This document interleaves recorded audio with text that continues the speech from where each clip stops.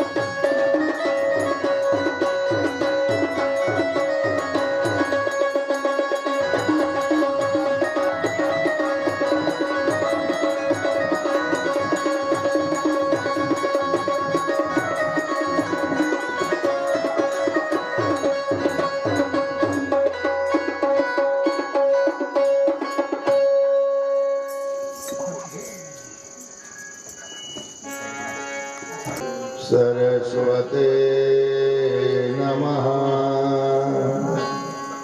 श्री गुरुभ्यो नमः। सच्चिदानंद रूपाय विश्वोत्पत्त्यादिहेतवे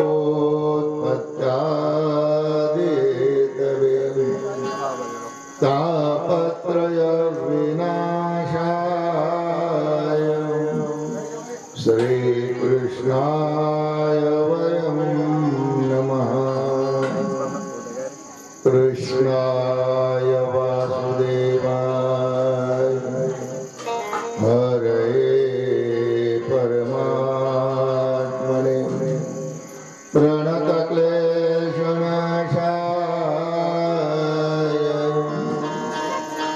गोविन्दाय नमो नमः। महायोगपीठे तटे भीमरथ्या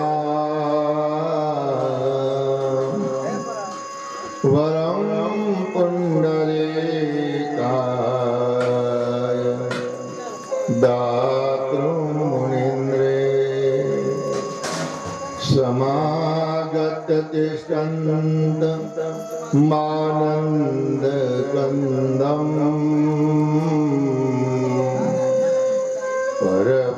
परब्रह्मलिङ्गं भजे पाण्डुरङ्गम्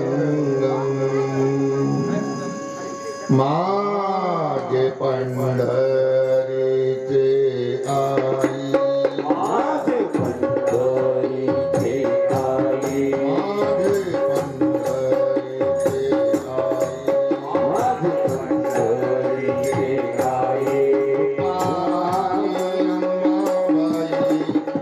पाले अंबाबाई रुपाली अंबाबाई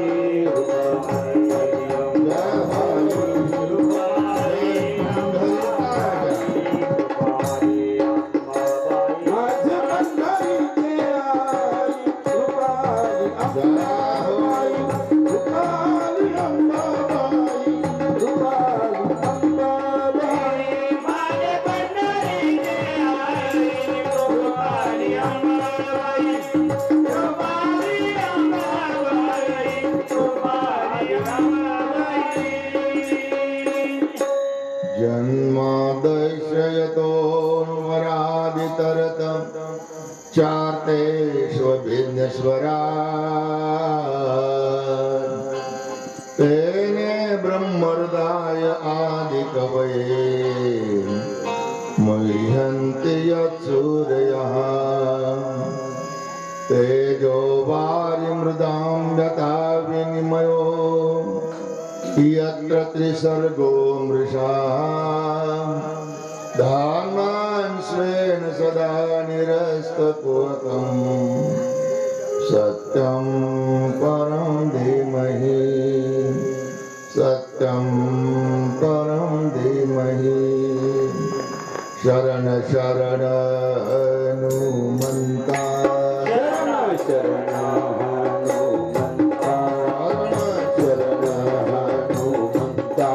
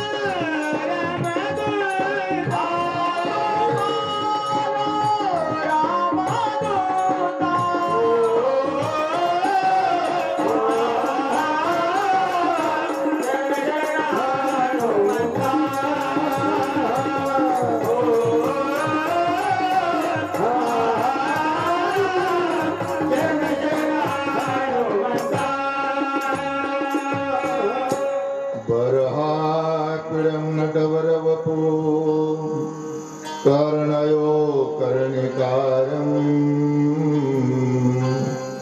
वेब्रवासकनककपिशम्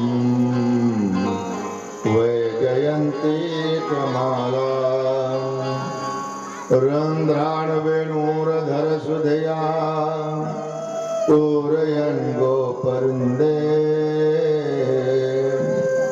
वृन्दारण्यं स्वपदरमणं प्राविशत गीतकीर्तिः जय जय राधारमण जय जय नवल किशोर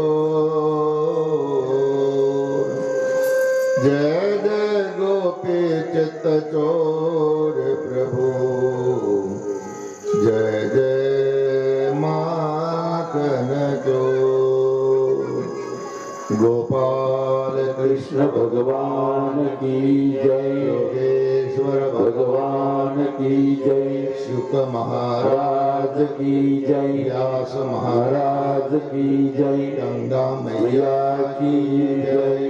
राधे श्याम श्याम भगवंताची वाङ्मय मूर्ती अर्थात शब्द मूर्ती म्हणजेच श्रीमद भागवत कथा आहे.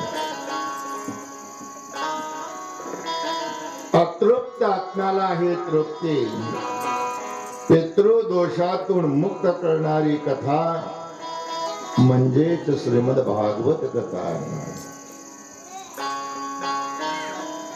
प्रत्येकाच्या मनातली इच्छा पूर्ण करणारा कल्पतरू म्हणजेच श्रीमद भागवत कथा आहे. परीक्षित राजाला 7 दिवसामध्ये मोक्ष प्राप्त करून देणारी कथा म्हणजेच श्रीमद भागवत कथा आहे. भागवत भगवान मिलन मिलाने का साधन, संत का आश्रय करने वाला अगर संत होता है तो भागवत का आश्रय करने वाला भगवान होता है. भगवान होता है वही है कथा श्रीमद भागवत. आज श्रीमद भागवत कथेचा तृतीय दिवस. त्या संबंधानं या श्रीमद भागवत कथेला शृंगारित करण्यासाठी तबला वादक, कॅशिओ वादक, टाळकरी वृंद, गायनाचार्य आणि या श्रीमद भागवत कथेचा कर्णद्वारे रसपान करणारा पंचक्रोशीतील जाणकार पारमार्थी श्रोता.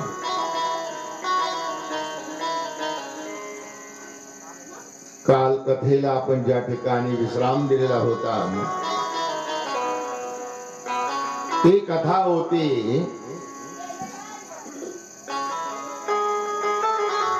व्यासजीकडे नारद मुनी येतात आणि व्यासजी असंतुष्ट पाहिल्यानंतर नारदांनी विचारलं, व्यासजी आपण असंतुष्ट का, आपण दुःखी आहात, त्याचं कारण काय? तेव्हा व्यासजी म्हणतात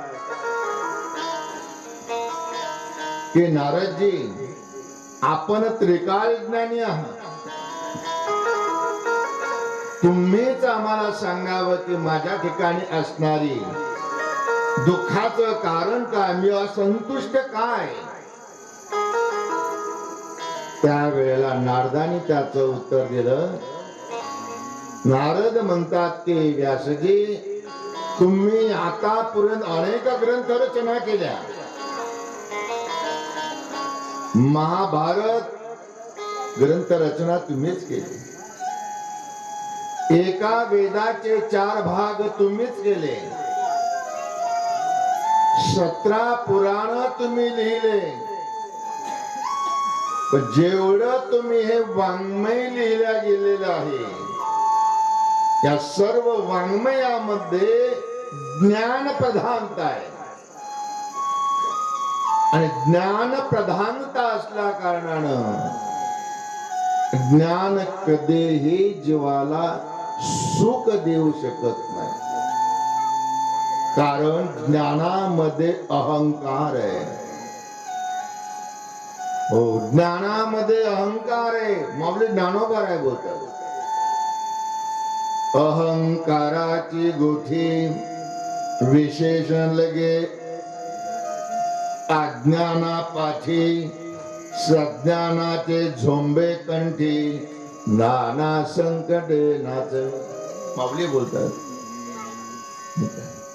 हो, ज्ञान आलं की त्या ठिकाणी अभिमान येतो. हो, म्हणून तुम्ही दुःखी आहात. तुमच्याकडून भक्ती प्रधान असा ग्रंथ लिहिण्याचं राहून गेलेला आहे. हो, त्या ज्ञानाला जोपर्यंत भक्तीची जोड दिली जात नाही तोपर्यंत समाधान नाही. म्हणूनच तर आमच्या एकनाथ महाराजांनी पांडुरंग रायाजवळ मागणी मागितली. हो, मागणी मागितली. भक्ती प्रेमावीन ज्ञान नको देवा, भक्ती प्रेमहीन ज्ञान नको देवा.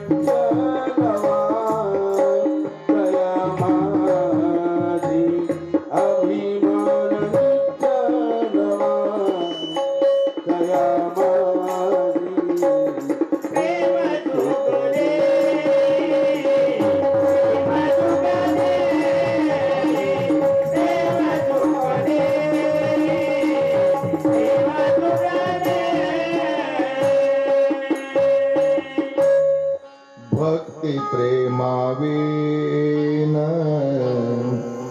ज्ञान नको देवा. अभिमान नित्य नवा तया माझे. हो, ज्ञानामध्ये अभिमान असतो आणि भक्ती प्रेमामध्ये नम्रता असते. हो, भक्ती प्रेमामध्ये नम्रता असते. नम्र झाला भूता, नम्र झाला भूता, तेने कोणी अनंता. ओ, तेने कोणी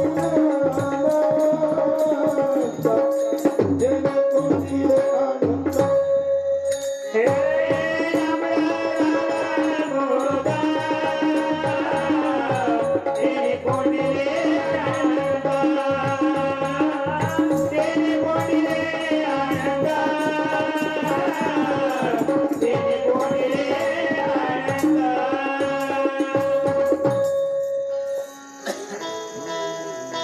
भक्ती प्रधान ग्रंथ लिहायचा राहून गेलाय म्हणाले तुमच्याकडून. मग त्यावेळेला नारदानी चतुश्लोकी भागवताचा उपदेश वेद व्यासजींना केला.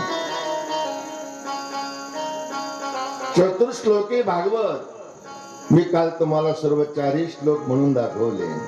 आज पुन्हा म्हणतो. अहमेवासमेवाग्रे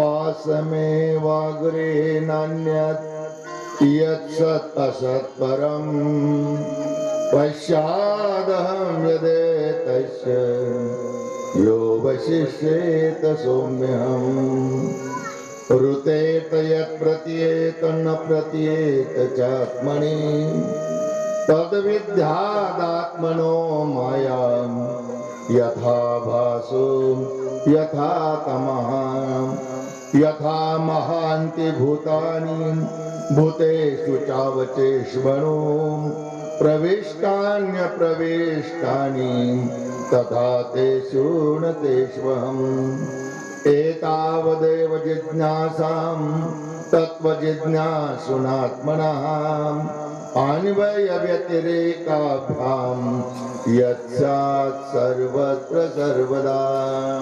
गोपाल कृष्ण भगवान की जय। राधे राधा। चतुश्लोकी भागवत सांगितलं. व्यासांनी त्या चतुश्लोकी भागवताचं 18,000 श्लोकामध्ये रूपांतर केलं. आणि भागवत ग्रंथ निर्माण झाला. हो, जे नारदानी चतुश्लोकी भागवत व्यासजींना सांगितलं, ते नारदजींना कोणी सांगितलं? ते ब्रह्मदेवानं सांगितलं. ब्रह्मदेवाला कोणी सांगितलं? ब्रह्मदेवाला भगवान विष्णूने सांगितलं. आणि अशी ही परंपरा ते शोक मारला परत येते. तर एकच परब्रह्म अनेक रूपाने या ठिकाणी प्रगट होऊन ते परब्रह्म भगवान विष्णूच्या रूपानं आलं आणि असणाऱ्या ब्रह्मदेवाला चतुश्लोकी भागवत सांगितलं. तेच परब्रह्म ब्रह्म रूपानं आलं आणि नारदजीला सांगितलं. कभी राम बन के कभी श्याम बन के चले आना प्रभु जी चले आना. सर्व काळ आपण या ठिकाणी सुंदर असं ऐकलं. मी फक्त विश्लेषण करतो आपलं काल कुठपर्यंत आलं होतं. कभी विष्णु रूप में आना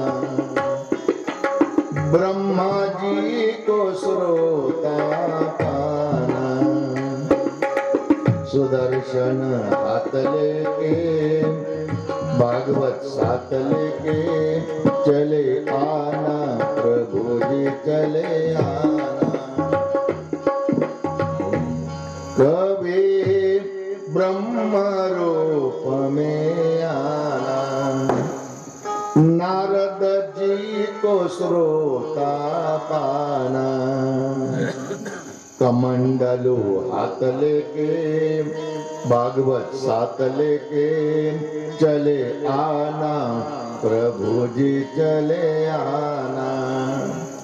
कभी नारद रूप में आना वेद व्यास जी को श्रोता पाना. हो बिना हाथ लेके भागवत साथ लेके चले आना प्रभु जी चले आना. कभी वेद व्यास रूप में आना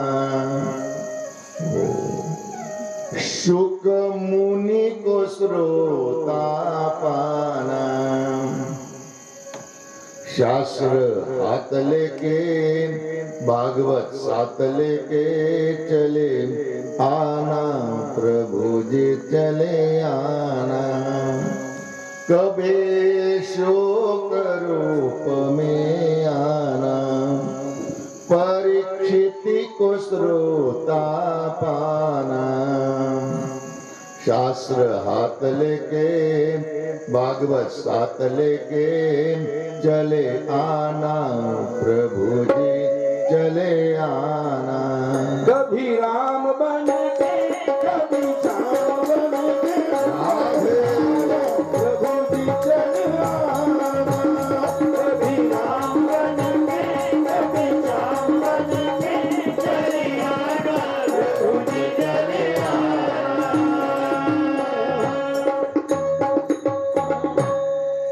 आणि नारद रूपाने आले आणि वेद व्यासींना चतुश्लोकी भागवताचा उपदेश केला. व्यासाने त्या चतुर्श्लोकी 4 श्लोकाचं 18,000 श्लोकामध्ये त्याचं रूपांतर केलं. आणि रूपांतर केल्यानंतर हे शिकवायचं कोणाला? म्हणून रोज एक श्लोक ते आपल्या शिष्यांना शिकवायचे आणि ते शिष्य अरण्यामध्ये जायचे आणि त्याचे घोकमपट्टी करायचे. संध्याकाळी आले की व्यासजी त्यांच्याकडून पाठांतर करून घ्यायचे. नित्यनेम चालला. हो, शुक मुनी तर तपश्चर्या करता गेलेले आहेत.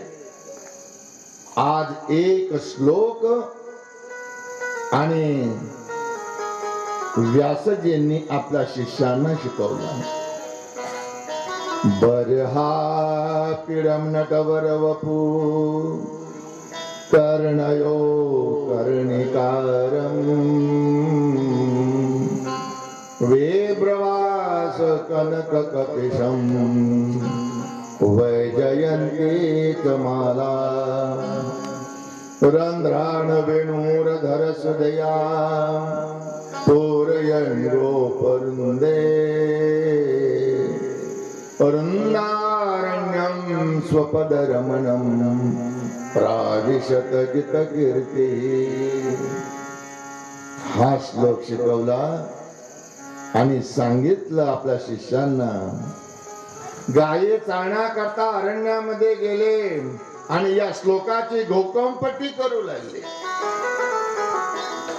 आज हे सर्व शिष्य जे होते आज दूर गायी चालण्याकरता गेले. कुठपर्यंत गेले? ज्या ठिकाणी शुक मुनी तपश्चर्या करत होते त्या ठिकाणापर्यंत गेले आणि त्या ठिकाणी असणारा हा श्लोकाची घोकमपट्टी करू लागले. आणि ही घोकमपट्टी करत असताना असणाऱ्या शुक मुनींनी तपश्चर्या करता करता ती ऐकले. महाराज श्लोक ऐकला. बरहा पिडम नटवर वपू कर्णयो कर्णिकारम. शुक मुनी ध्यानस्थ होते. हा श्लोक ऐकला आणि डोळ्यातून घ घ घ घ काय सुंदर श्लोक लिहिला. कोणी लिहिला असेल? काय माझ्या परमात्माचं एवढं सुंदर रूप आहे.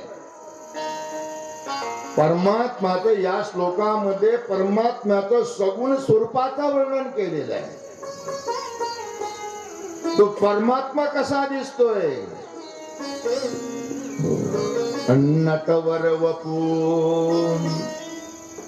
हो, एखादा नटानं सजून स्टेजवर यावं आणि तो जेवढा सुंदर दिसतो त्याच्यापेक्षाही माझा परमात्मा किती सुंदर दिसतो. की ज्याने कानामध्ये कर्णयो कर्णिकाभ्याम कर्ण फुलं घातलेले, कण्हेरीचे फुलं, पितांबर नेसलेला आहे. वैजयंतेच माला.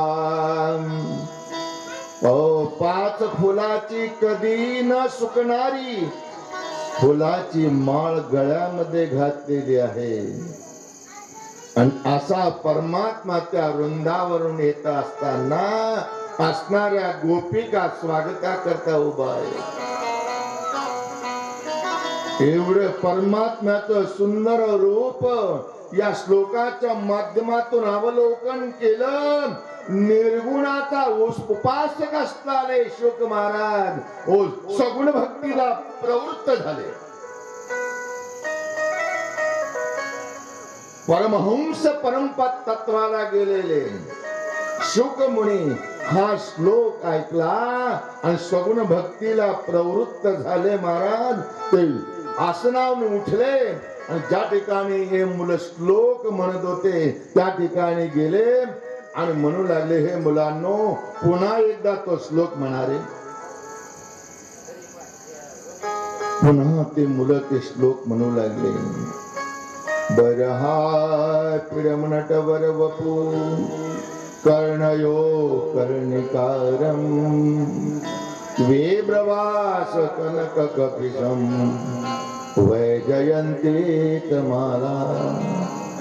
शुक मुनींच्या डोळ्यातून घळ घळ घळ अश्रू चाललेले आणि मुलांना म्हणू लागले, मुलांनो हा श्लोक तुम्हाला कुणी शिकवला रे? म्हणाले आमच्या गुरुजींनी शिकवला. एवढाच एक श्लोक आहे का? नाही म्हणाले, 18,000 श्लोक आमच्या गुरुजीने लिहून ठेवले. तुमच्या गुरुजीचे आणि माझी भेट करून द्याल का? मग त्यावेळेला मुला म्हणाले, चला म्हणाले. संध्याकाळची वेळ होती. सर्व गाया घेऊन आणि सर्व घेऊन आश्रमाकडे निघाले. आश्रमाकडे निघाल्यानंतर पाहिलं तर सरस्वती नदी. आश्रम हा तर आपल्या वडिलांचा आश्रम आहे. हो, बाहेर बसलेले होते व्यासजी. आपला मुलगा येताना पाहिला आणि पळत पळत असणारा व्यासजी असणारे शुकमुनी पळत पळत गेले आणि आपल्या वडिलांच्या गळ्यात पडले महाराज आणि अश्रूंनी आपल्या वाटा मोकळ्या करून दिल्या.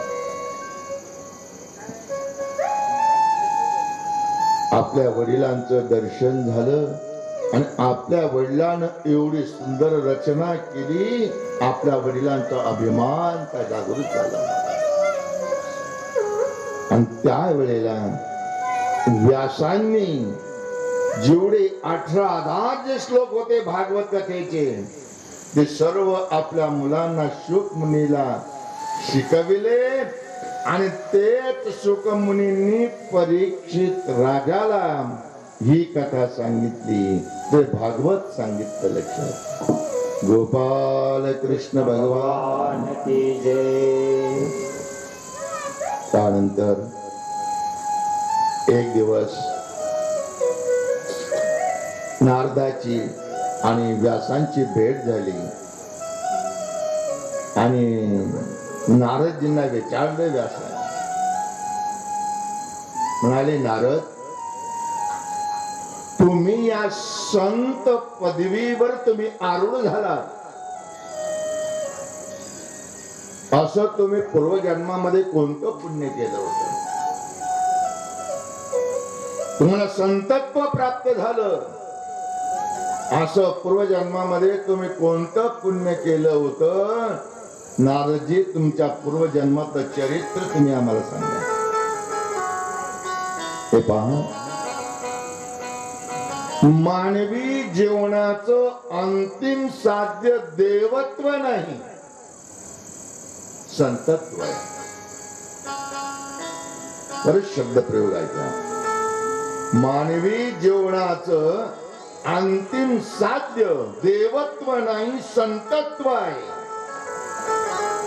मग मी असा प्रश्न करतो तुम्हाला, ज्यांना देवत्व प्राप्त झालं त्याने पुन्हा संतत्वाकर का आले? भगवान विष्णूला देवत्व प्राप्त झालं, तेच भगवान विष्णू संत रूपानं ज्ञानोबारायांच्या रूपानं प्रगट झाले. कोण होते ज्ञानोबाराय? महाविष्णूचा अवतार सखा माझा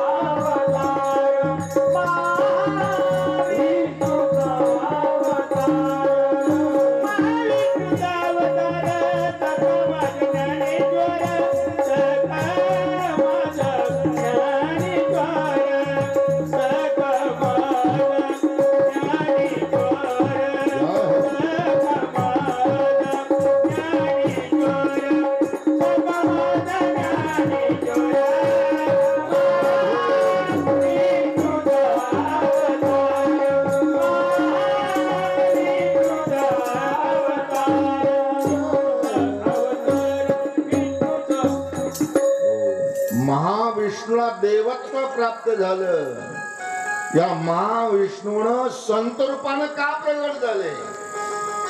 देवत्वात पूर्णविराम नाही, संतत्वात पूर्णविराम. भगवान शंकराला देवत्व प्राप्त झालं, तेच भगवान शंकर निवृत्तीनाथांच्या रूपाने या जगतामध्ये प्रगट झाले. सदाशिवाचा अवतार, स्वामी निवृत्ती दातार, ब्रह्मसोपान तो झाला. ओम कोण आहे? देवत्व हे सर्वात श्रेष्ठ पद असताना नारदजी तुम्हाला हे संतपद कसं प्राप्त झालं? हे प्राप्त होण्याकरता तुम्ही पूर्वजन्मामध्ये असं कोणतं पाप पुण्य केलं? तेव्हा नारदजी आपल्या पूर्वजन्माचा इतिहास सांगू लागले. नारदजी म्हणतात, व्यासजी, पूर्वजन्मामध्ये आई, वडील आणि मी असं छोटस आमचं कुटुंब होतं. वडिलांनी मजुरी करावी आणि संध्याकाळी त्याचा शिदा आणून जेवण करावं असा नित्यनेम चाललेला होता. परंतु मी 5-6 वर्षाचा असताना वडिलांची पितृछाया हरपल्या गेली आणि संपूर्ण जबाबदारी माझ्या आईवर आली. आईनं रोज कोणाची तरी भांडी घासायची, वस्त्र धुवायची आणि संध्याकाळी आलेल्या मजुरीतून अन्न धान्य आणायचं आणि ते काढून कुठून त्याचं जेवायचं, असा नित्यनेम आमचा चालला. म्हणाले व्यासजी, जर कधी आईला मजुरी मिळाली नाही ना, 8 दिवस आम्ही पाण्यावर उपवासी राहिलो. एवढी गरीब. पण प्रसंग असा झाला, चातुर्मासाच्या निमित्तानं काही साधू आमच्या गावामध्ये आले. एक लक्षात घ्या, संत आपल्या घरी जर आले अचानक, तर निश्चित समजावं आपल्या पूर्वजन्मातले पुण्याही फलद्रूप झाले. पुण्य फळले बहुत दिवसा, पुण्य फळले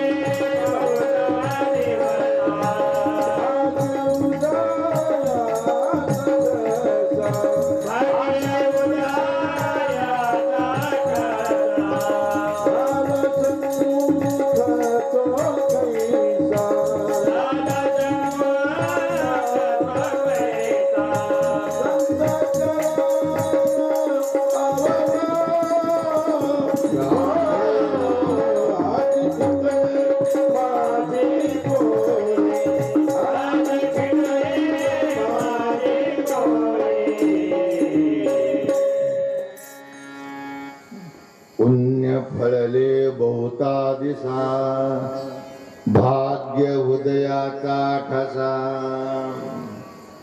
अचानक संत आपल्या घरी जर आले, समजावं आपलं पूर्वजन्मातलं पुण्य फलद्रूप झालं. आणि ते साधू त्या ठिकाणी गावामध्ये आले आणि सर्व ग्रामस्थांनी त्यांना आग्रह केला की, म्हणाले, हे संत हो, चातुर्मासाचे 4 दिवस 4 महिने तुम्ही आमच्या गावात राहावं. आणि त्या साधू संतांनी कबूल केलं आणि त्या गावामध्ये ते राहू लागले. आणि त्यांची सेवा करण्याकरता ही दाशी आणि नारदाचा जो नारदजी होतो, मी 6 वर्षाचा होतो म्हणाले,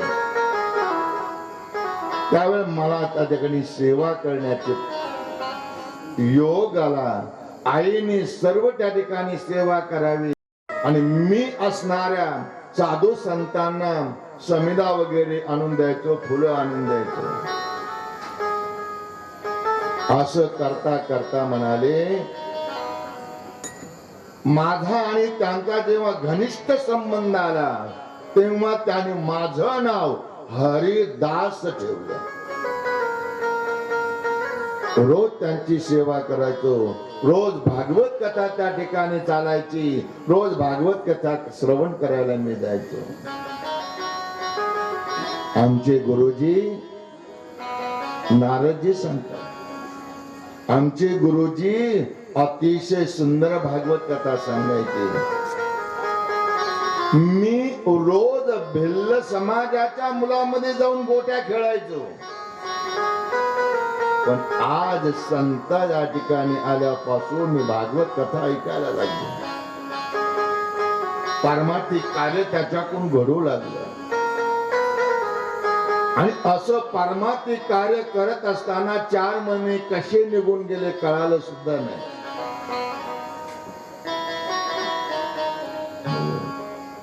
आणि 4 महिने पूर्ण झाल्यानंतर जेव्हा हे साधू संत निघाले,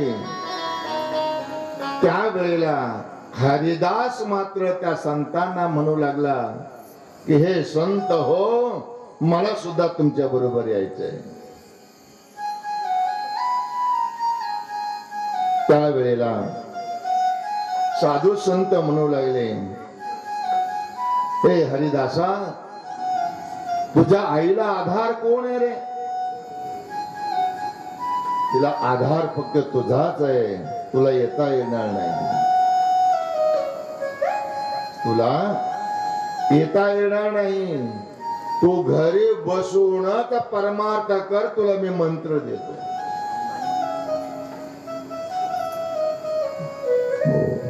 ओम नारायण विद्महे वासुदेवाय धीमहि तन्नो विष्णु प्रचोदयात्. रोज मंत्राचे घोकंपट्टी करत जा. ठायेच बैसोनी करा एक चित्त, आवडी अनंत आळवावा. कुठं जाऊ नकोस. याच ठिकाणी बसून परमार्थ कर. आणि तुला मी आशीर्वाद देतो की एक दिवस तुला भगवंत भेट दिल्याशिवाय राहणार नाही. एक लक्षात घ्या, संतांनी दिलेला आशीर्वाद कधीच व्यर्थ जात नाही. मी पहिल्याच दिवशी बोललो, भीष्माचार्यानं प्रतिज्ञा केली, निष्मांडवी पृथ्वी करणार. आणि आशीर्वादही दिला, अष्टपुत्र सौभाग्यवती भव. दिलेला आशीर्वाद खरा ठरला, प्रतिज्ञा व्यर्थ गेली. अहो, मातंग ऋषींनी शबरीची भक्ती पाहून 10,000 वर्ष राम प्रभू जन्माला येण्याच्या अगोदर आशीर्वाद दिला शबरीला, शबरी एक दिवस तुझ्या या पर्णकुटीमध्ये राम प्रभू आल्याशिवाय राहणार. आणि तेव्हापासून ती राम प्रभूची वाट पाहत होती.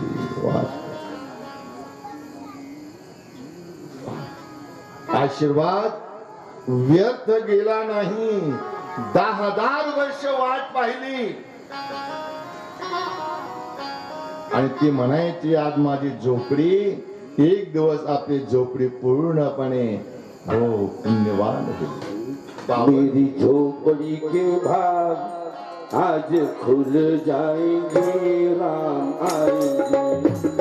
मेरी झोपड़ी के भाग आज खुल जाएंगे, राम आएंगे. राम आएंगे, आएंगे, राम आएंगे. राम आएंगे, आएंगे, राम आएंगे. मेरी झोपड़ी के भाग आज खुल जाएंगे, राम आएंगे. मेरी झोपड़ी के भाग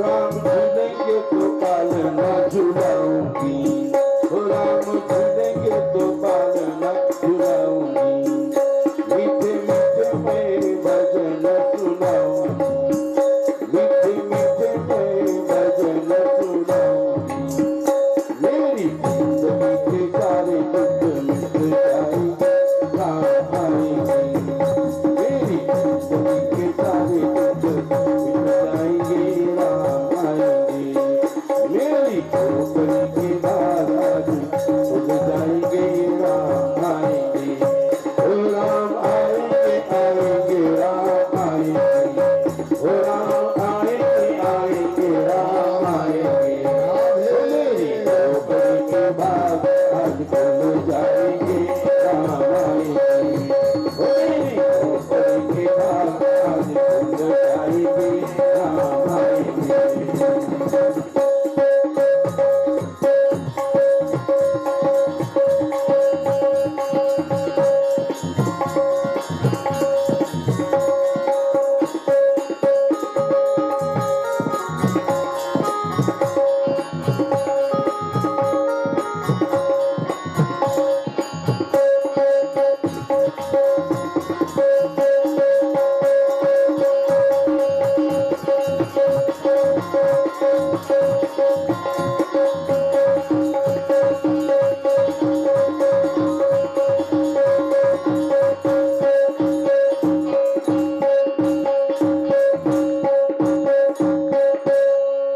राम प्रभू जन्माला येण्याच्या अगोदर 10,000 वर्ष आशीर्वाद दिला होता महाराज. 10,000 वर्ष आणि 10,000 वर्ष तिनं रोज रामप्रभू आज येतील उद्या येतील म्हणून सजावट करत होते रोज. 10,000 वर्षांनी अयोध्येला जेव्हा रामप्रभू जन्माला आले, नंतर 14 वर्षांनी जेव्हा अरण्यामध्ये आले आणि जेव्हा पंपा सरोवरामध्ये मातंग ऋषीच्या आश्रमामध्ये आले, त्या ठिकाणी सुद्धा त्यावेळा ती सजावट करून तिथं बसली होती वाट पाहत. आणि ज्या वेळेला त्या पंपा सरोवरच्या परिसरामध्ये आले, पर्णकुटी जवळ आले, तेव्हा प्रत्येक झाडाचं पान भगवंताचं नामस्मरण करत होते. ओ राजा राम राम राम सीता राम राम राम सीता राम राम राम सीता राम राम राम राजा राम राम राम सीता राम राम राम राजा राम राम राम सीता राम राम राम ओ राजा राम राम राम सीता राम राम राम सीता राम राम राम सीता राम राम राधे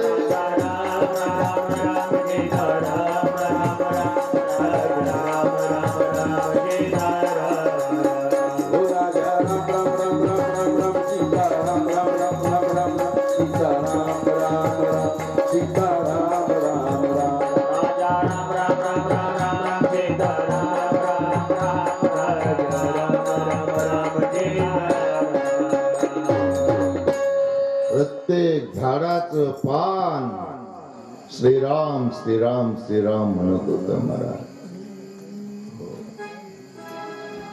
मातंग ऋषींनी दिलेला आशीर्वाद फलद्रूप झाला होता महाराज. संतांनी दिलेला आशीर्वाद कधी व्यर्थ जात नाही.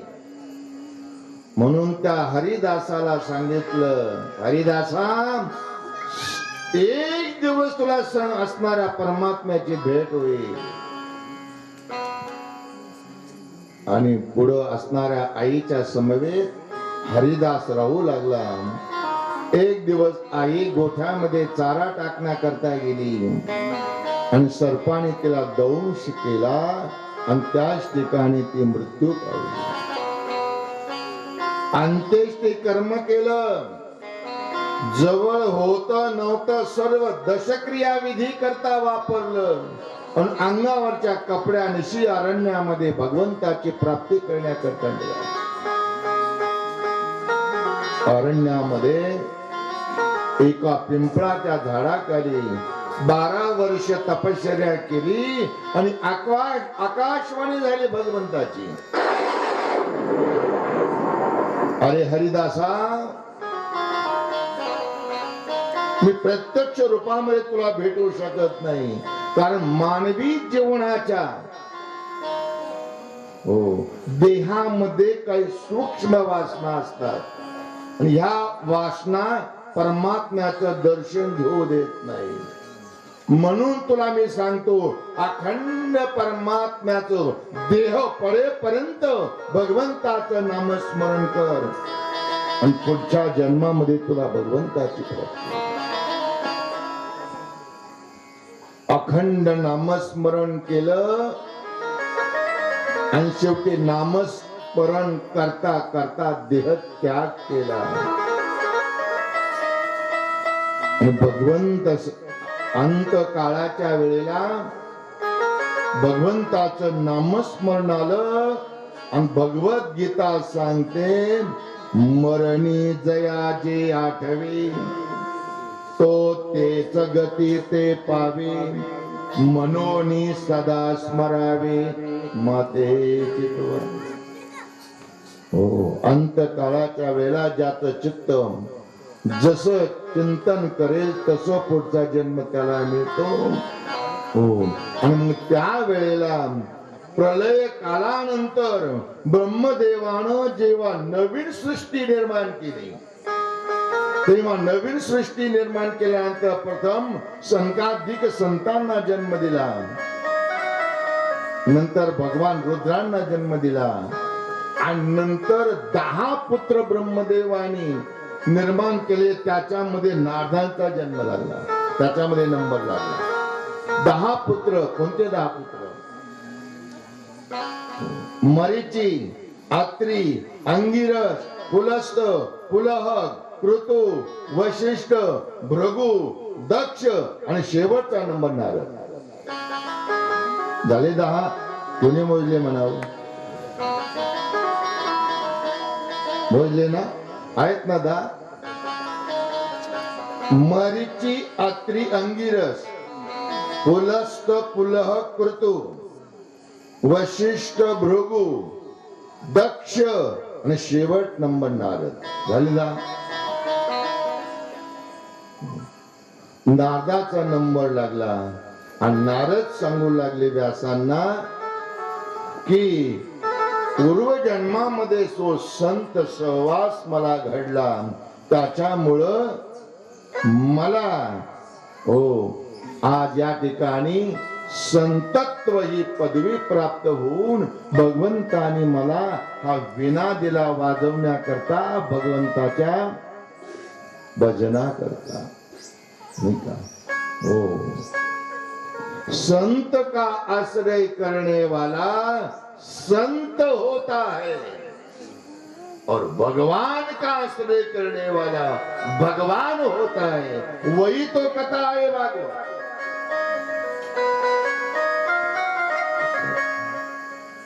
नारदाचं चरित्र सांगितलं आणि नारदाचं चरित्र सांगितल्यानंतर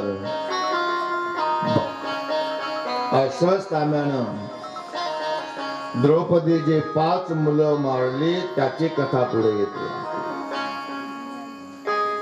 ही महाभारताची शेवटची कथा आहे. या कथेची पार्श्वभूमीचा जर विचार केला, भगवद्गीता ज्ञानेश्वरी ही संपूर्ण असणाऱ्या या कथेची पार्श्वभूमी आहे. ती कथा कशी घडल्या गेली याची पार्श्वभूमी कळाल्याशिवाय त्या कथेचं यथार्थ स्वरूप कळत नाही. ज्या वेळेला भगवंत आणि अर्जुन कुरुक्षेत्रावर येतात, धर्मक्षेत्रे कुरुक्षेत्रे समवेता योत्सवा ममका पांडवा शैव किं कुर्वत संजय. अनायासे या ठिकाणी ज्ञानेश्वरी सुद्धा चाललेली आहे. थोडं ज्ञानेश्वरीचा परामर्श बी या ठिकाणी होईल. अति शॉर्ट मध्ये सांगतो. पण ती पार्श्वभूमी कळाल्याशिवाय आपल्याला ही कथा आकलन होणार नाही. नाही का? भगवंत आणि अर्जुन रथ घेऊन कुरुक्षेत्रावर येतात. अर्जुन हा मालक आहे, चालक हा परमात्मा आहे. माऊली ज्ञानोबा काय बोलतात, अश्ववाहको आपण वैकुंठीचा राणा जाण तया रथाचे गुण काय वर्णन. माऊली बोलतात हो. काय वर्णन करू ज्ञानोबा राय. आणि बरोबर आहे ना महाराज. ज्या रथावर रथ हाकण्याकरता जो परमात्मा बसलेला आहे तो सामान्य नाही हो. त्या परमात्म्याचं वस्तू महात्म्य सांगत असताना अर्जुन 11व्या अध्यायामध्ये म्हणतोय, हरिहरा समजता देवा तोच परम देवता वेदा तेही पळयता अधिगुरु. हरिहरा हो. हरी म्हणजे भगवान विष्णू, हर म्हणजे भगवान शंकर, ब्रह्मा विष्णू महेश, उत्पत्ती स्थिती आणि लय या तिन्ही सत्ता चालविणारा तो सत्ताधीश आहे. तुझिया सत्तेने वेदासी बोलन तुझिया सत्तेने वेदासी बोलन तुझिया सर्वे वेदासी बोलणे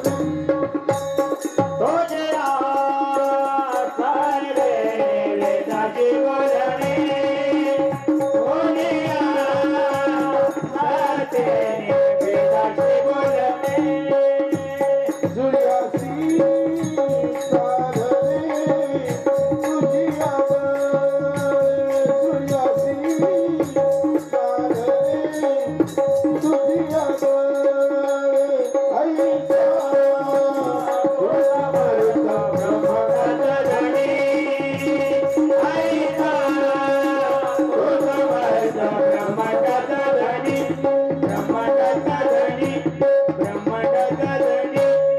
तुझिया सत्तेने वेदाशी बोलणे सूर्याशी चालणे तुझ्यामुळे ऐसा तू समर्थ ब्रह्मांडाचा धनी.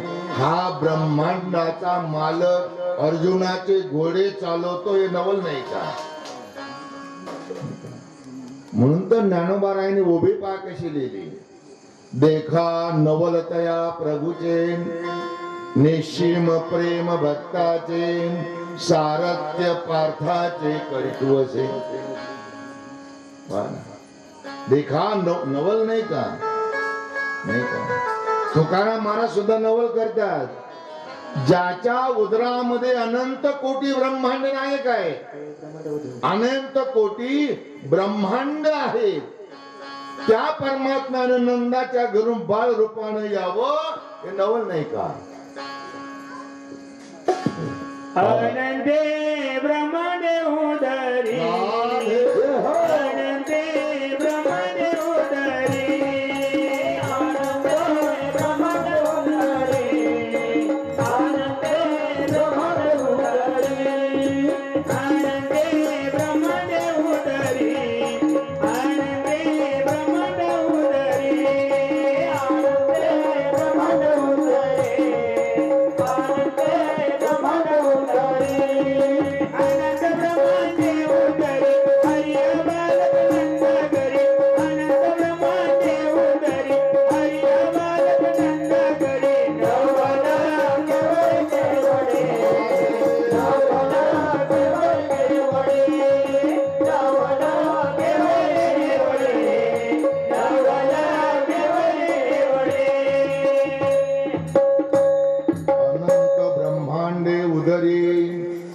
हरी हा बालक नंदागरी नवल केवडे केवडे. नवल नाही का.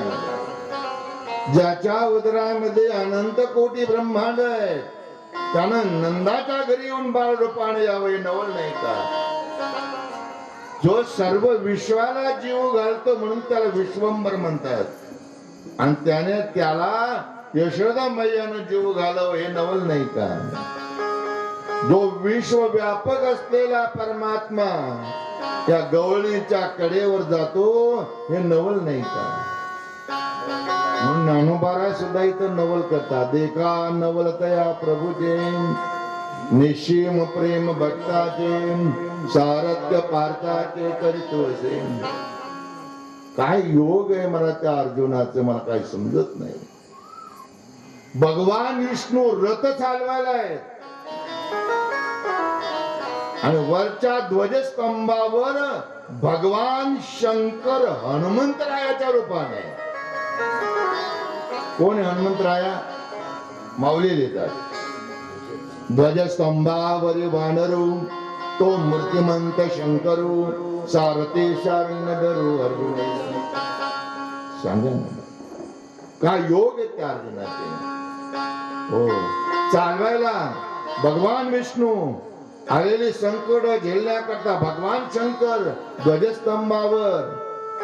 आणि अशा असणाऱ्या या विश्वजगाच्या मालकाला अर्जुन ऑर्डर करतोय, आज्ञा करतोय. आज्ञा केली भगवंताला. काय आज्ञा केली?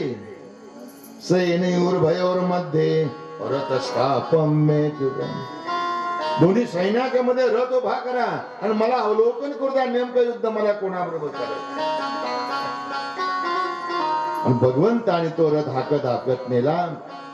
आणि मग ते वेळी अर्जुन म्हणतले देवा रथ धडकरी पेलावा नेऊन मध्ये घालावा. दोन्ही सैन्याच्या मध्ये रथ उभा केला आणि अर्जुन अवलोकन करू लागला. काय पाहिलं अर्जुनानं? ज्यांच्या बरोबर मला युद्ध करायचे सर्व माझे आप्तेष्ट आहे. देवा मी माझ्याच असणाऱ्या नातेवाईकाला मारू करे. नवे नवे हे सर्व आप्तेष्ट पाहिले आणि अर्जुन मोहग्रस्त झाला महाराज. हातातलं गांडीव धनुष्य गळून पडलं. ते संतापू पण सर्व अंगाशी कंटाळा आला. हातू बेंबळ गळाला गांडीवाला. गांडीव धनुष्य गळून पडलं. हो, एवढंच नाही भगवंताला म्हणतो देवा आज ज्या बाणानं धनुष्य बाणानं मी लढाई करणारे ते धनुर्विद्या शिकवणारे माझे सर्व गुरुजन माझ्या समोर आहे. देवा माझ्या गुरुला मारू का? मी का भस्मासुर आहे का म्हणाले. जयाची नि कृपाला विजय वरू तेथेच मनी व्यभिचारू तरे काय मी भस्मासुरू. अर्जुन म्हणे देवा मी भस्मासुर आहे का? हो. अर्जुन मोहग्रस्त झाला आणि डोळ्यातून घळ घळ घळ असू चालला. मज सोडवी दातारा हो मज सोडवी दातारा.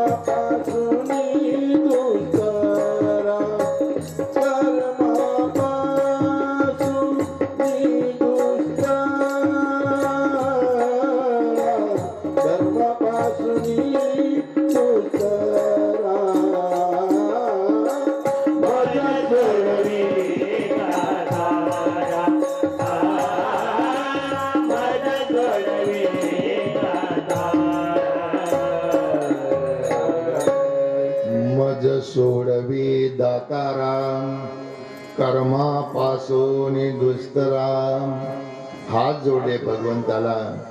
ओ डोळ्यातून अश्रुधारा चाललेल्या अर्जुनाच्या न धरत अश्रू पाहता आले.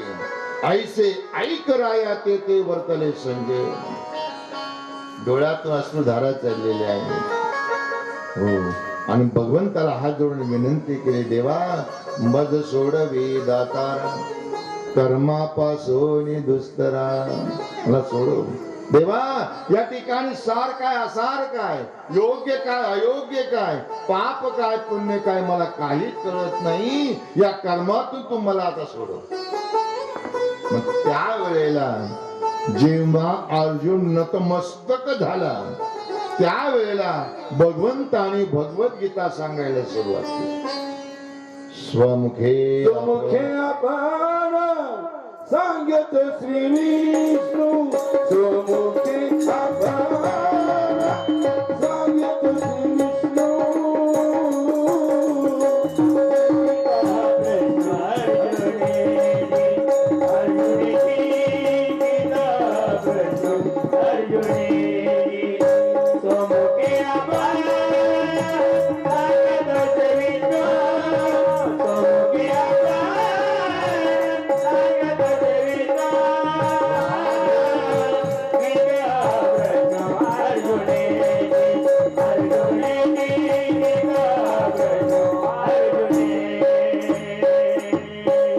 स्वमुखे आपण सांगेतो श्री विष्णू.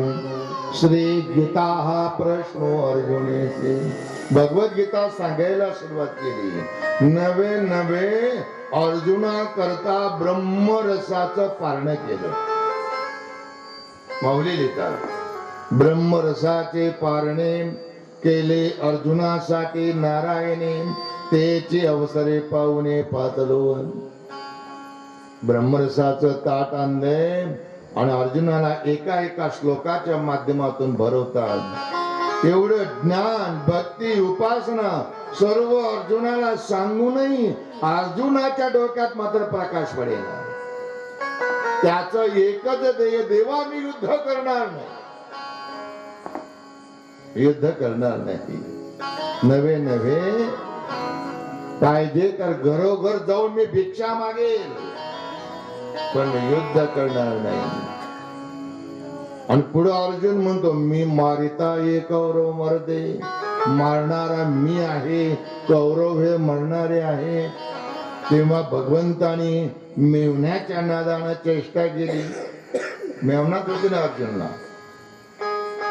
म्हणाले अर्जुना तू ज्या अर्थी म्हणतो मी मारिता हे कौरव मरते, हे मारणारे कौरव आहेत, मरणारे कौरव आहेत, मी मारणार आहे. मला आतापर्यंत असं वाटत होतं की या विश्वसृष्टीचा संहार कुणीतरी दुसरा असेल, पण मला आज कळालं तू आहे. अरे अर्जुना हे युद्ध आहे बाबा. त्याच्यामध्ये कोण जाईल आणि काय होईल काही तपास नाही. आणि तेव्हा अर्जुनाच्या मनातलं असणारही अज्ञान निवृत्त होण्याकरता भगवंताने विश्वरूप दाखवलं. पश्यमे पार्थ रूपानी शतशो सहस्रशाम नाना विधानी दिव्यानी नाना वर्णाकृतानी. पहा म्हणाले माते म्हणजे विश्वरूप दाखवलं. हो पण तो पाहतोय पुढं. त्यावेळेला ज्या वेळेला दिव्य दृष्टी दिली नाही का, दिव्य दृष्टी दादा हो ज्या वेळेला दिली मग दिव्य चक्षु प्रगटला. तया ज्ञान दृष्टी फाटा फुटला यया परी देखता झाला ऐश्वर्य. तो पाहायला लागला महाराज. कसं पाहिलं शॉर्ट मध्ये बोलतो मी, जास्त त्याचा विस्तार करायला 2 तासही पडणार नाही. हो कसं पाहिलं त्यानं विश्वरूप. अनेक वक्र नयनम अनेक अद्भुत दर्शनम अनेक दिव्याभरणम दिव्यानेकोद्यतायुधम. फक्त श्लोक म्हणून जातो. दिव्यमालाम्रधरम दिव्यगंधानुलेपनम सर्वाश्चर्यमयम देवमनंतम विश्वतोमुखम. हो आता शेवटी त्यानं विश्वरूप कसं पाहिलंय का. अनेक बाहू उदरवक्र नेत्रम पश्यामि त्वां सर्वतो अनंत रूपम नान्तं न मध्यम न पुनस्तवादी पश्यामि विश्वेश्वर विश्वरूपम.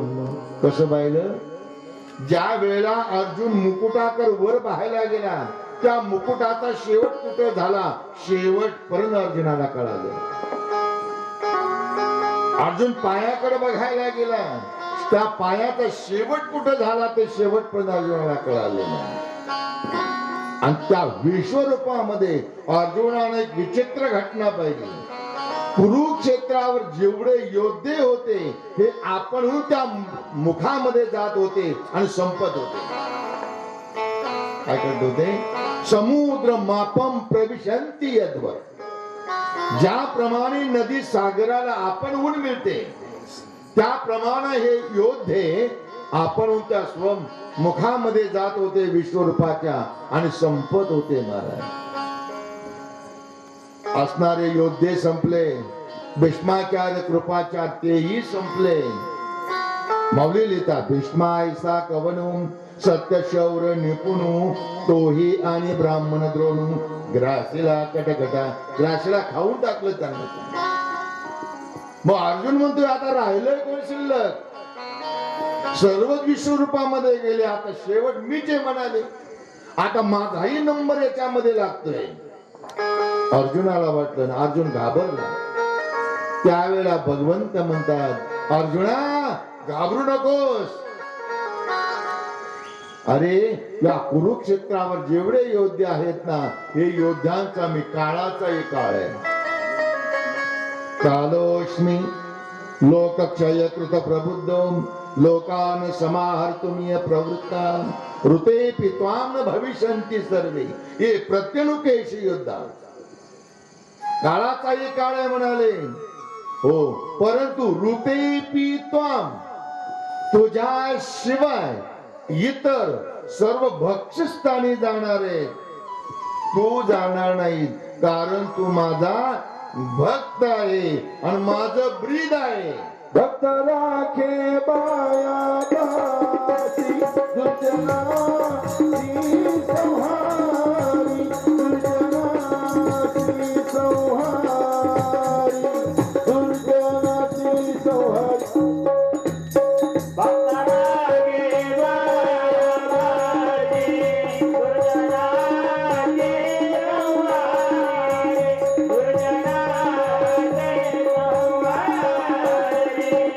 दुर्जनाची भक्तारा के पायापाशी दुर्जनाशी संहारे. माझं हे ब्रीद आहे नाही का? तू माझा भक्त आहे. दुष्टाचा संहार करतो भक्ताला मी संरक्षण करतो म्हणून ऋते पित्वाम हा शब्द वापरला. तुझ्याशिवाय इतर सगळं भक्षस्थानी जाणार आहे. आणि सगळे म्हणाले मी मारून टाकलेले. तू फक्त धनुष्य घे आणि निमित्त हो. जो अर्जुन म्हणत होता मी मारिताही कौरव मरते तेव्हा भगवंत म्हणतात आता सांग रे कोण कोणाला मारते? अरे अर्जुना कोणी कवना ते न मारी येत मीत हो संहारी. हे विश्वरूप व्याजे श्रीहरी प्रगटीत असेल. विश्वरूप दाखवून अर्जुनाला हे सांगून दिलं बाबा कोणी कोणाला मारत नाही. मी या विश्वाचा संहार करता मीच आहे. तू फक्त धनुष्य घे आणि लढाईला सुरुवात कर मला. आणि ज्या वेळेला हे विश्वरूपामध्ये त्याने पाहिलं आणि मग प्रमाद करायला लागला. प्रमाद करायला लागला अर्जुन. देवा एवढा विश्वव्यापक परमात्मा तू आहेस मला माहिती नव्हतं आणि मी तुला काय काय काम सांगितली. माझ्या मेवण्याच्या नात्यानं मी तुझ्या छातीवर असणाऱ्या पाठीवर मी हात काय मारले. माझे घोडे काय चालायला लावले. माझ्या घोड्याचा खराटा तू काय केलास. प्रमाद करायला लागला. देवा तुझं आता मला वस्तू महात्म्य ज्ञान कळालं. आता तू म्हणशील ते मी करायला तयार आहे. हो. नष्टो मोहा स्मृतिर्लब्धा, माझा मोह नष्ट झाला. आता तू करीशे वचनम तव, तू म्हणशील ते करायला तयार आहे. तू आता म्हणताना मी पांडवांना मार, तरी माझी तयारी म्हणाले मला. आणि ज्या वेळेला अर्जुन असं म्हटला, नष्टोर मोहा स्मृतिर्लब्धा, माझा मोह नष्ट झाला, आता करिष्ये वचनं तव. आणि त्या वेळेला संजय हस्तिनापूर मध्ये धृतराष्ट्राला सांगत होते, करिष्ये वचनं तव. तो म्हणतोय, म्हणाले अर्जुन लढाईला तयार झाला. तेव्हा संजय धृतराष्ट्र म्हणतो, संजय आता मला सांग विजय कोणाचा होईल. त्यावेळेला संजय म्हणतो, यत्र योगेश्वर कृष्णो यत्र पार्थो धनुर्धरः तत्र श्री विजयो भूतुर्द्रवाणी तीर्मतीर्म.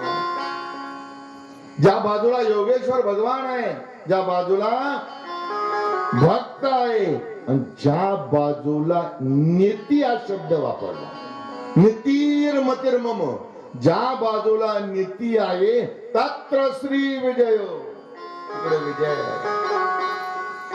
एवढंच नाही, माग श्री हा शब्द वापरला. श्री हा लक्ष्मी वाचक आहे. लक्ष्मी, यश, ऐश्वर्य आपण होऊन त्या ठिकाणी चालत येईल. लक्षात आलं का? नीतिर्मतिर्मम हा महत्वाचा शब्द आहे. त्या बाजूला नीती आहे, तिकडे विजय निश्चित असतो. आणि पांडवाच्या बाजूला नीती होती. लक्षात किती नीती होती, एक उदाहरण सांगतो तुम्हाला. महायुद्धाची सुरुवात होणार होती, आणि महायुद्धाची सुरुवात होण्यापूर्वी असणारा दुर्योधन गांधारी आईकडे जातो आणि सांगतो, गांधारी आई आता महायुद्धाची सुरुवात होणार आहे, जेणेकरून माझं वज्राचं अंग होईल. कशानं होईल ते मला तू सांग म्हणाले. आणि तुझा वज्राचं अंग पाहिजे का? जा म्हणाले तू धर्मराजाला विचारले. म्हणाले, आई मी काय प्रश्न केलाय तू कळालं का? पांडवांना मारण्याकरता मला वज्राचं देह पाहिजे, आणि तू सांगते की धर्मराजाला जाऊन विचारतो, सांगल का म्हणाले. अरे तो पांडवांना ओळखलंच नाही. तो धर्म आहे. धर्म हा कधीही खोट बोलत नाही. जो सत्य आहे तो धर्म आहे. गेला महाराज दुर्योधन. हो, पाहिल्या बरोबर धर्मराजाने पाहिलं, या सुयोधन.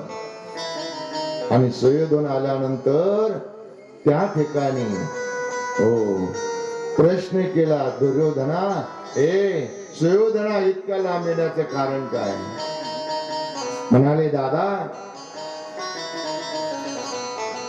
दादा महायुद्धाची सुरुवात होणार आहे, जेणेकरून माझं वज्राचं अंग होईल असा मला उपाय सांगा. त्यावेळेला धर्मराजे म्हणले, अरे अरे अरे दुर्योधना, अरे औषध तुझ्या घरामध्ये आहे, इतक्या लांब येण्याचं काय गरज म्हणाले तुला. म्हणाले दादा घरात जरी औषध असेल तर माहित नाही ना कोणतं आहे ते. म्हणाले मग घरात औषध आहे. म्हणाले कोणतं औषध आहे?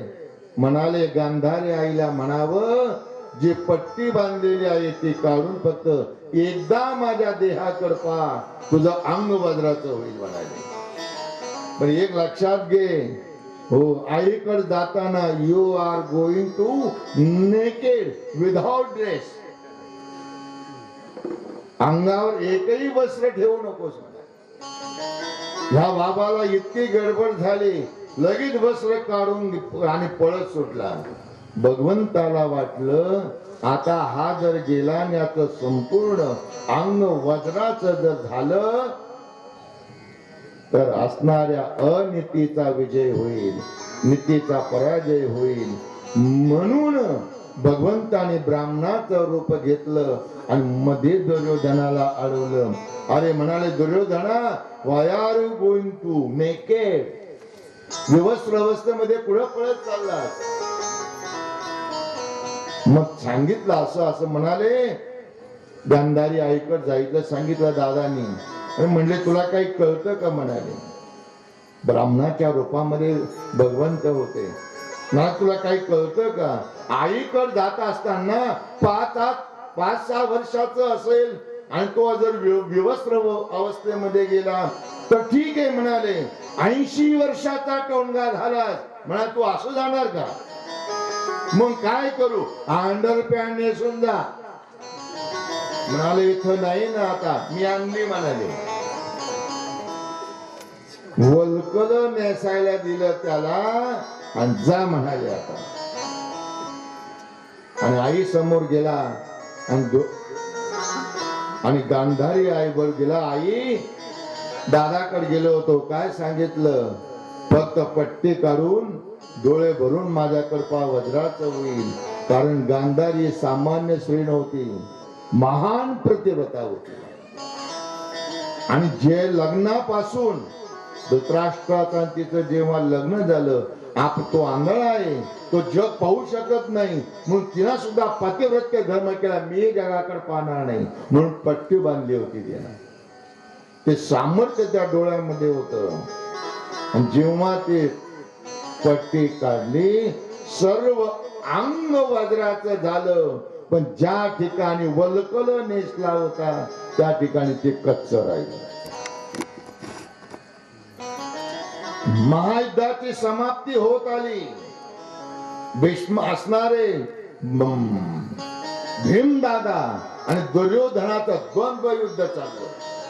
त्या द्वंद्व युद्धामध्ये भीमानं त्या कच्च्या जाग्यावर गदा मारली, त्याला गतप्राण केलं. शेवटच्या घटका तो मोजायला लागला. आणि शेवटच्या घटका मोजत असताना तेवढ्यात अस्वस्थामा त्या ठिकाणी येतो आणि म्हणाले, मित्रा, अरे तुझी ही अवस्था कुणी केली? मित्रा, अशी अवस्था तुझी झाली नव्हती, झाली नसती. तो कर्णाच्या ऐवजी मला सरसेनापती पद द्यायला पाहिजे होतं. पण म्हणाले, आजो पुढे वेळ गेले, आता तुला सेनापती करतो. पण आता सेनात शिल्लक राहील नाही, पती कोणाचा? फक्त भीम आणि दुर्योधनाचं द्वंद्व युद्ध होतं महाराज. तर म्हणाले, मित्रा, बोल, तुझी काय शेवटची इच्छा आहे? एकच इच्छा आहे, 5 पांडवाचे मुंडके कापून आण म्हणाले. त्यावेळेला हा अस्वस्थामा रात्री पांडवांच्या शिबिकेमध्ये जातो. भगवंताला याची कल्पना असते. भगवंत पांडवांना घेऊन आणि द्रौपदीला घेऊन सांगतात, अरे पांडवांनो, बघा ना काय सुंदर चांदणं पडलं म्हणाले बाहेर, चला आपण चांदण्यामध्ये जाऊ. भगवंत त्यांना घेऊन गेले. इकडे अस्वस्थामा त्या ठिकाणी येतो. 5 द्रौपदीचे मुलं त्या ठिकाणी झोपलेले असतात आणि तो नराधम त्या ठिकाणी येतो. अगदी टरबुजासारखे त्यांना कापून टाकतो, रक्तबंबाल. आणि 5 मुंडके घेऊन दुर्योधनाला दाखवायला नेतो. आणि दुर्योधन तो पाहतो, अरे अश्वत्थामा, हो आतताई आहेस तू? हे पांडव नाही रे, हे पांडवाचे द्रौपदीचे मुलं, पांडवांचे मुलं आहे. आमच्या वंशाचं वाटोळ केलं म्हणाले. यांनी निदान पिंडदान केलं असतं, पण त्यांनाही तू कापून टाकलंस. जेव्हा त्याला कळालं हे पांडवांचे पांडव नसून 5 पुत्र त्यांचे आहे, आणि त्याला माहिती होता तर अर्जुन आपला पाठलाग केल्याशिवाय राहणार.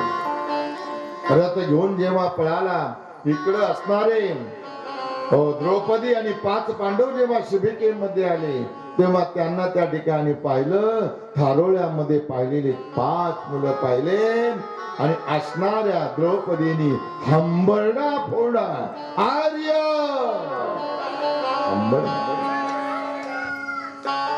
शेवटी आई आहे मला. आई आहे. आईचं प्रेम किती मुलावर असतं हे आई झाल्याशिवाय कळत नाही. आई झाल्याशिवाय कळत नाही किती प्रेम असतं. अहो एखाद्या कुमारिकेनं आईविषयी बोलणं वेगळं आणि जिने अनुभवलं आईचं मातृत्व तिचं बोलणं अनुभवाचे बोलायचं. लक्षात घ्या. आईचं किती प्रेम असतं मुलावर. एका 2 मिनिटात सांगतो. पती पत्नी होते. दोघांचं एकमेकावर अतिशय प्रेम होतं. परंतु हो एक दिवस पत्नीने विचारलं तुमचं माझ्यावर किती प्रेम आहे. आणि म्हणाले मी कोणावर जेवढं प्रेम करत नाही एवढं तुझ्यावर प्रेम करतो. तुमच्या आईवर माझ्या आईपेक्षाही तुझ्यावर जास्त प्रेम करतो. माझ्या आईपेक्षा जर माझ्यावर जास्त प्रेम करत असाल मी सांगाल ते कराल वाटल ते करतो म्हणाल तुझ्याकरता बोल काय करू. जा म्हणाले तुमच्या आईच काळीच कापून आणा. काय सांगितलं आईचं काळीच कापून आणा. हा नराधम प्रेमांध झालेला आहे. पती गेला आईचं काळीच कापलं आणि हातामध्ये घेतलं आणि आपल्या पत्नीला दाखवण्याकरता पळत सुटला. त्यावेळेला हो त्याला ठेस लागते आणि एका बाजूला ते काळीच पडतं आणि एका बाजूला मुलगा पडतो. तेव्हा त्या पडलेल्या काळजातून आवाज आला बाळ तुला लागलं नाही ना. त्याचं नाव आहे सबसे बड़ी है माँ, सबसे बड़ी है माँ, सबसे बड़ी है माँ, सबसे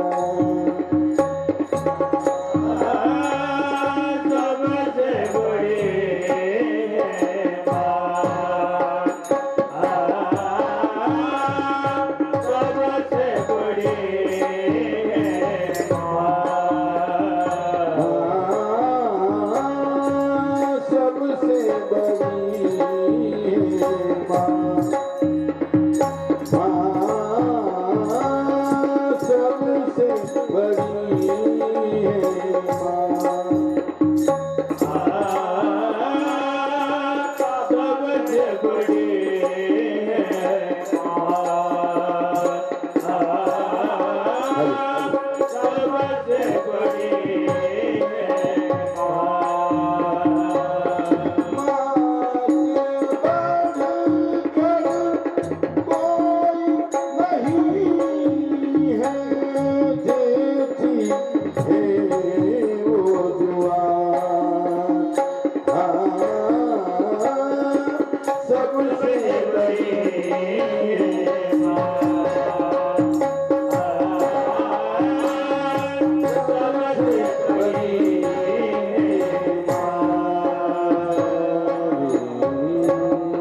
सबसे बड़ी है माँ.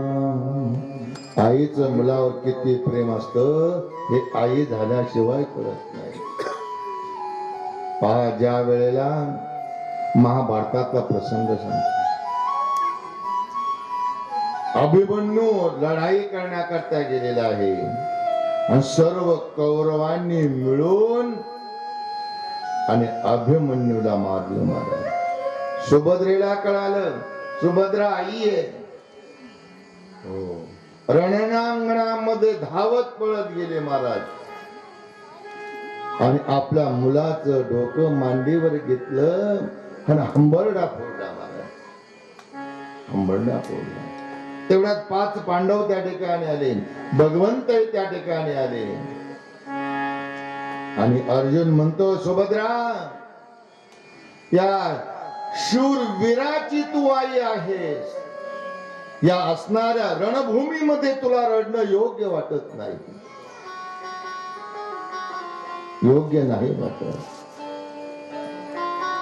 हो भगवंत म्हणतात सुभद्रा मला एक सांग रे कोण मेलं.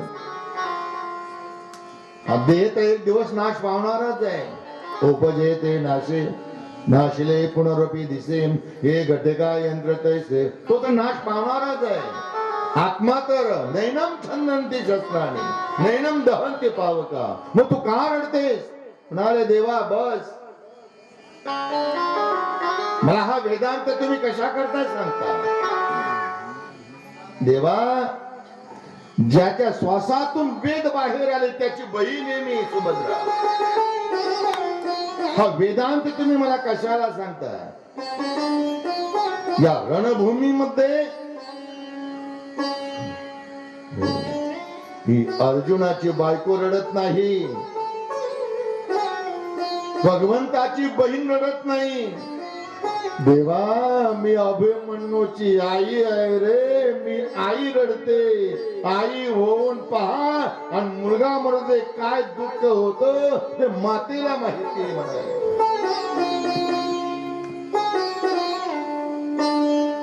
आई सारखं प्रेम, निस्वार्थ बुद्धीचं प्रेम जर कोणतं असेल ते आई. लेकुराचे हित, लेकुराचे हित, लेकुराचे हित, लेकुराचे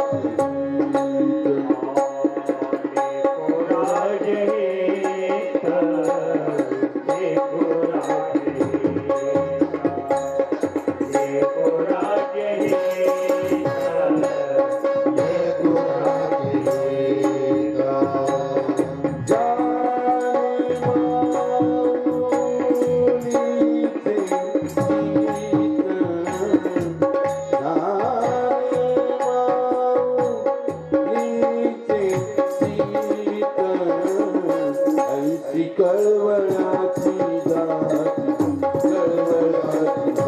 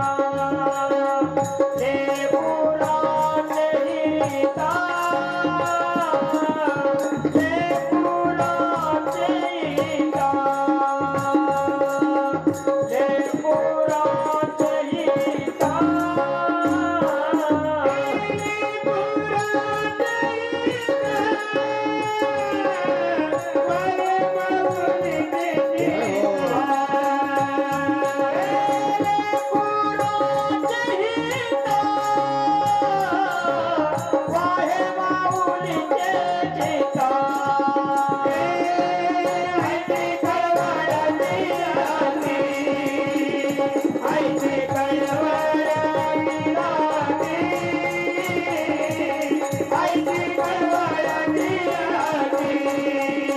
जाती, कळवळाची जाती. लेकुराचे हित, जाणे माऊलीचे चेत, ऐसे कळवळ्याचे याते, करी लाभाविन प्रीती.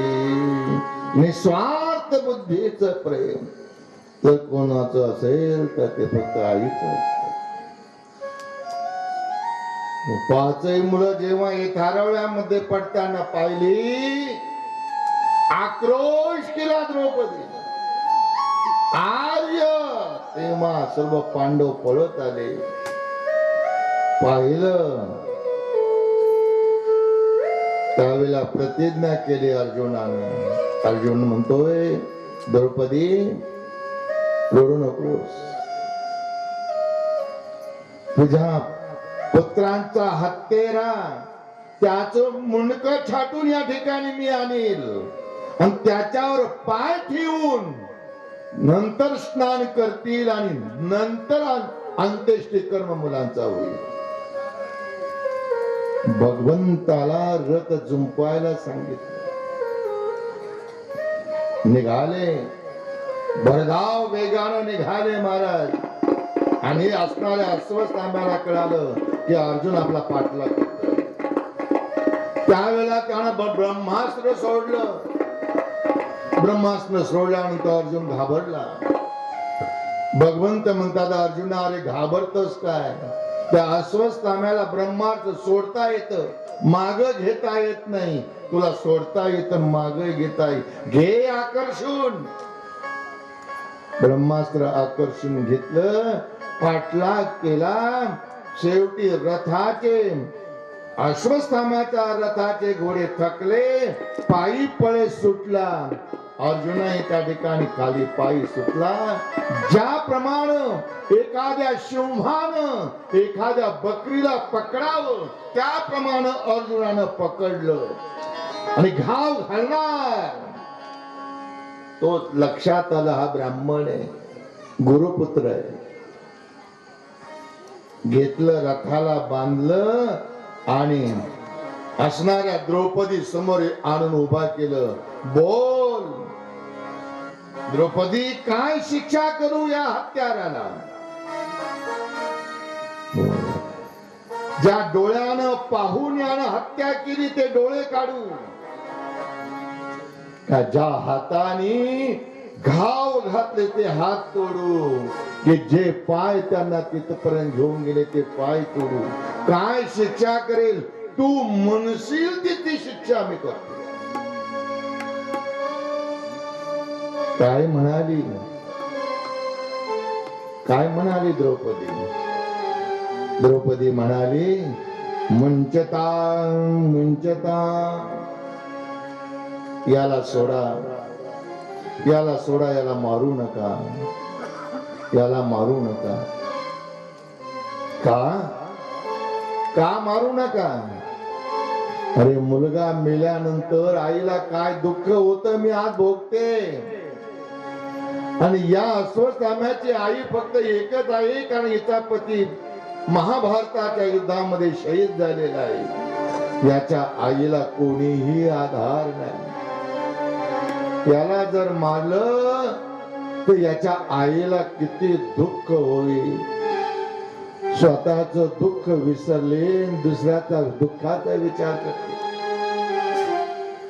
म्हणून पांडवांच्या सानिध्यामध्ये भगवंत राहतो, उगच नाही राहत महाराज. द्वारकेचा राणा पांडवा घरी का? दया तिथे धर्मो, धर्मो तेथे सुखागमो. तिथंच परमात्मा असतो. लक्षात, तिथंच असतो. त्याला सोडा म्हणजे काम, त्याला सोडवलं. हो, पण भगवंत म्हणाले, अर्जुना तुझ्या प्रतिज्ञेचं काय? तुझी प्रतिज्ञा कुठे गेली?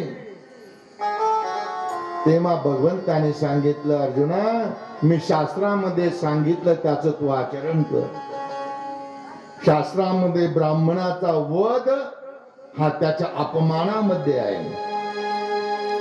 अर्जुनानं त्याच्या डोक्यावर असलेला जो मणी होता तो मणी काढून घेतला, चंपी केली आणि त्याला त्या ठिकाणून धक्के मारून आपण अपमानास्पद त्याला त्या ठिकाणी काढून दिलं. आणि तो चिरंजीवामध्ये अश्वत्थामा आहे. आजही नर्मदा नदीच्या तीरावर तो सारखा फिरत असतो. ती आजोकाही त्याची जखम बरी झालेली आहे. ही जखम बरी होण्याकरता दारोदार हिंडतो तो आणि असणार तेल मागतोय. नर्मदा नदीला जी कथा झाली आता, हो त्या ठिकाणी तो त्या नर्मदा नदीच्या तीरावर तो हिंडतोय. अनेकांना त्यांचा अनुभव आलेला आहे, भेटलेला आहे तो. आणि याच ठिकाणी महायुद्धाला समाप्ती झाली. भगवंताने कौरव पक्षाचा आता फक्त धृतराष्ट्र आणि गांधारी शिल्लक आहे. इकडे पांडवांचे 5 पांडव, उत्तरा, कुंती यांना घेऊन भगवंत हस्तिनापूर मध्ये येतात. हस्तिनापूर मध्ये आल्यानंतर भगवंतानी प्रथम जर काय केलं असेल, जे मृत झालेले जे अपतेष्ट आहेत यांचं प्रथम पिंडदान केलं. काय केलं? जोपर्यंत यांचं पिंडदान होत नाही त्या पण त्यांना मुक्ती नाही. कारण भगवद्गीता सांगते नाही का, लुप्त पिंडोदक क्रिया नाही का, जोपर्यंत या पिंडदानादी क्रिया जर लुप्त झाल्या त्याला अधोगती प्राप्त होते. पतंती पितरो ऋष्याम लुप्त पिंडोदक क्रिया पतंती पितरो, त्याची अधोगती होते जर पिंडदान केलं नाही. म्हणून भगवंताने गंगा नदीच्या तीरावर नेलं, सर्वांना पिंडदान केलं आणि पुन्हा हस्तिनापूर मध्ये आले. तेवढ्यात असणारी जी उत्तरा होती अभिमन्यूची बागी ही गर्भवती होती. पळत पळत भगवंताकडे, प्रभू माझ्या मुलाला वाचवा, माझ्या गर्भाला वाचवा, माझ्या मी मेले तरी चालेल, परंतु असणाऱ्या अस्वस्थामाने पुन्हा ब्रह्मास्त्र सोडलं. त्यावेळेला भगवंत धावत गेले आणि गर्भामध्ये न राहणारा परमात्मा अयोनी संभव कोठे नाही श्रमी नामयाता स्वामी प्रगटला. अयोनी संभव असलेला परमात्मा योनीमध्ये प्रवेश केला आणि त्या असणाऱ्या गर्भाचं संरक्षण केलं, अंगुष्ठ प्रधान रूप धारण केलं आणि असणाऱ्या गर्भाचं संरक्षण केलं. आणि भगवंत म्हणतात की आता मला द्वारकेला गेलं पाहिजे. काय म्हणतात भगवंत, हे पांडवांनो मला द्वारकेला गेलं पाहिजे. आणि जेव्हा हे कुंती मातेला कळालं की भगवंत द्वारकेला निघाले, त्यावेळी तिच्या डोळ्यातून अश्रुधारा चालू झाल्या. का? तिला असं वाटत होतं की भगवंताने सतत आपल्या डोळ्यासमोर राहावं, आपल्या सान्निध्यात राहावं.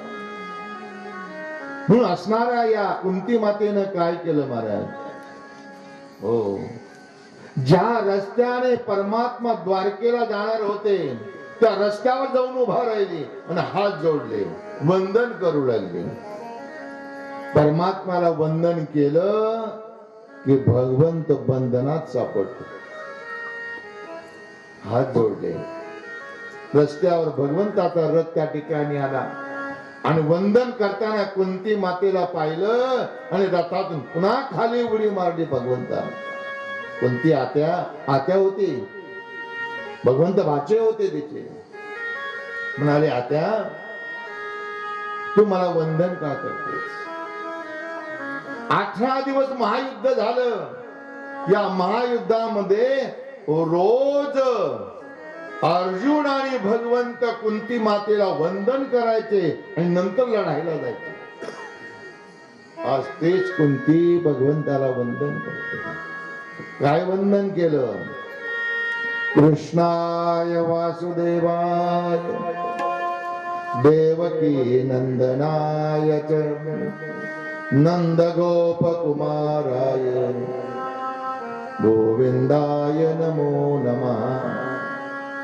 नमः पंकजनाभाय नमः पंकजमालिने नमः पंकजनेत्राय नमस्ते पंकजाग्रे.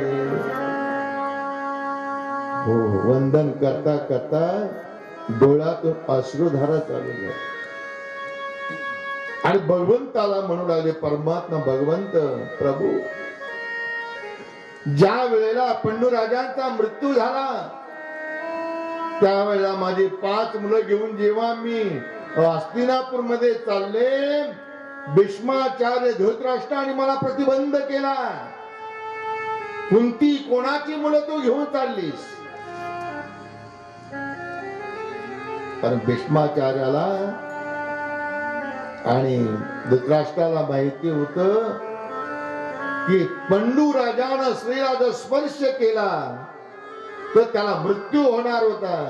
मग याने जर स्पर्श केला नाही तर यांना मुलं झाली कशी? त्यावेळेला प्रभू तुम्ही आकाशवाणी केली. जेव्हा सांगितलं की अश्विनी कुमार असणारे इंद्र, असणाऱ्या या देवतांच्या मंत्रापासून झालेली मुलं आहेत, यांचा स्वीकार केला. तेव्हा धृतराष्ट्राने त्यांचा स्वीकार केला. प्रभू, लाक्षागृहामध्ये जाण्याचा प्रयत्न केला, त्या ठिकाणी तुम्हीच मला साहेब झाला. प्रभू, हो, ज्या वेळेला सुनेला असणाऱ्या द्रौपदीला भर सभेमध्ये ओढत आणलं, त्यावेळेस तुम्ही वस्त्र रूप अवतार घेतला आणि आता तुम्ही द्वारकेला निघाला. कुशालदा म्हणाले, परंतु मी एक मागणं मागते, तेवढं माझं मागणं मला मागू द्या.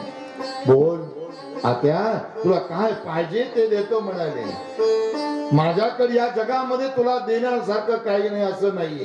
तुला जे मागते ते देते म्हणाले. काय पाहिजे ते मला माग म्हणाले. देताल प्रभू?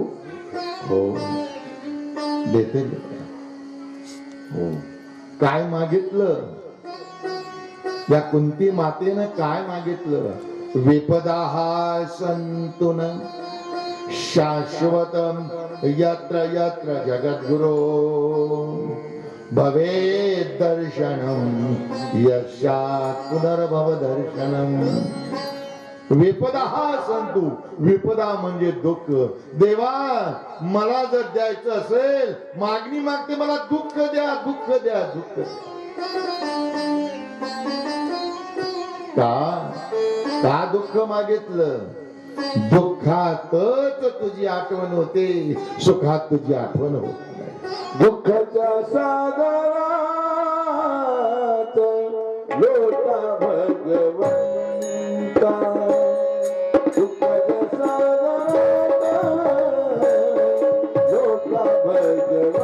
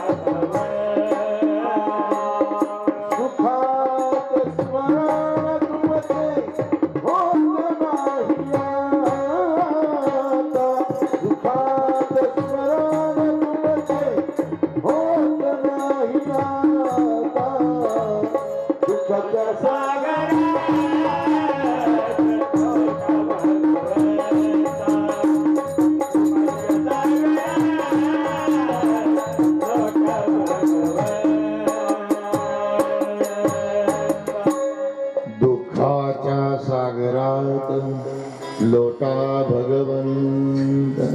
प्रभू, द्यायचं असेल मला तर मला दुःख द्या, दुःख. ज्या वेळेला कुंती मातेनं दुःख मागितलं, भगवंताच्या डोळ्यात आसू. अरे कुंती आत्या, आयुष्यभर तू दुःख भोगत भोगत आलेली आहेस आणि पुन्हा दुःख मागते. तुला वेळ लागले की काय? नहीं प्रभु, जिस दुख में तुम्हारा स्मरण हो, जिस दुख में तुम्हारा स्मरण हो, वो दुख नहीं प्रभु, वो तो सुख है प्रभु, वो सुख है प्रभु. जिस आपत्ति में तुम्हारा स्मरण हो, वो आपत्ति नहीं प्रभु, वो तो संपत्ति है मेरी, वो संपत्ति है. मुझे देना है तो सुख देना, दुख देना, दुःख देना, दुःख देना.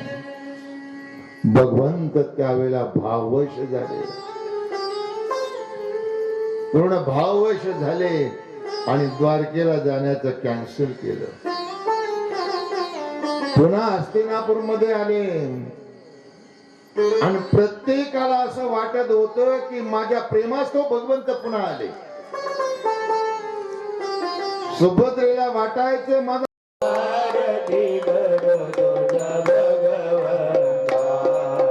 जय हो जय श्री भागवता. आरती करो तुझ्या भगवंता. श्री शुक मुनी परम भक्तीने नाना परीने गायल्या हरिचरिता. आरती करो तुझ्या भगवंता. जय हो जय श्री भागवता. आरती करो तुझ्या भगवंता. वेद दरोजे मधुर फळा. स्वादुर सेवे स्वज्वला. जय सकळा. शिव निघाले जन सुफल. महापर्वणी आली अवनी. सिंहवहरणी भवजल तरणी निपतिता. आरती करो तुझ भगवंता. जय हो जय श्री भागवता.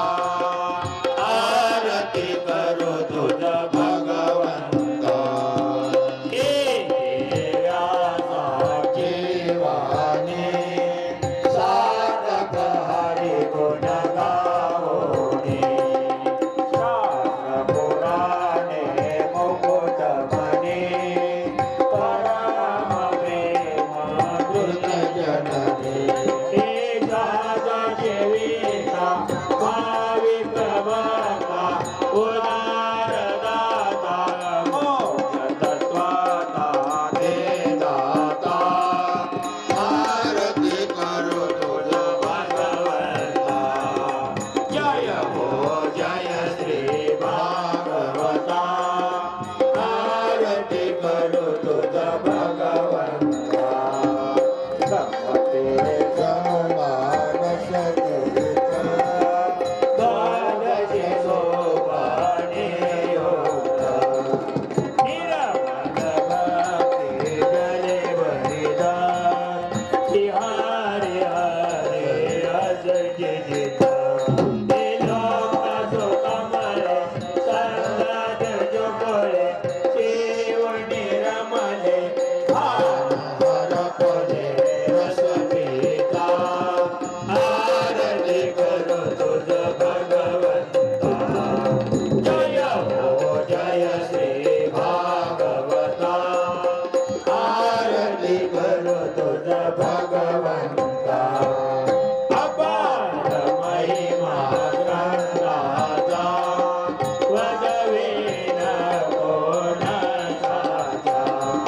प्राणित कीर्तनकाराचा.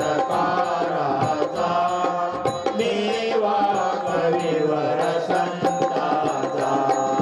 जनोदाता स्वयं प्रवेशा. द्वादश कळिका रवी अंतरेचा कमलता. आरती करो तुझ भगवंता. जय हो जय श्री भागवता. आरती करो तुझ भगवंता. निरंजन वेहा श्री कृष्णा. गीते वेदी मन पूर्णा. अनन्य होता या शरणा. पठित टळे जन्म मरणा. कृपापराधी चिराय शांती. नाथये वदती पूर्णपणे देवो माता. आरती करो तुझ भगवंता. जय हो जय श्री भागवता.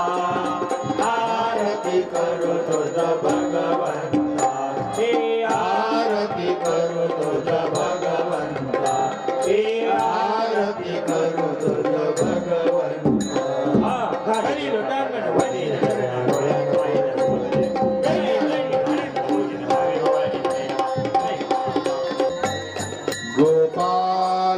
कृष्ण भगवान की जय. राधे. उद्या